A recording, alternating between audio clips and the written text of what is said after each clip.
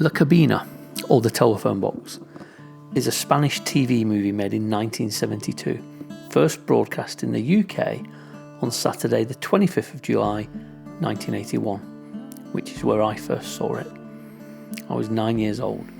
BBC Two had a habit of airing all sorts of weird and wonderful things after 10 p.m, so I sat down with a glass of milk and a sandwich that I never finished. It's safe to say I'd never seen anything quite like Cabina before, or since. It leans a little towards Rod Serling territory, but it's miles away from the Twilight Zone or even the Outer Limits. It's far too Spanish to be an episode of Tales of the Unexpected, and it's not that the film, a brisk 35 minutes, hinges on a twist like so many modern horror stories. It's simply in a class of its own. The story is simple. Jose drops his son off at the school bus and steps into a brand new telephone box. The door closes behind him, click, and he's locked inside. That's pretty much it. A crowd gathers, locals, police, fire brigade, all taking turns trying to get him out.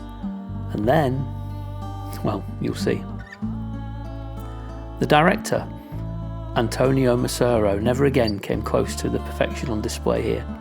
His co-writer, Jose Luis Garcia, went on to win an Oscar in 1982, his renowned career leaving La Cabina behind as a footnote, but I'd argue this was his finest work.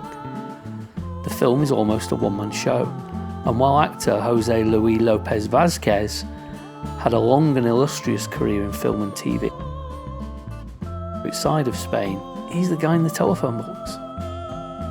I've added my own subtitles to my copy of the movie, and you can watch it here in full on my channel.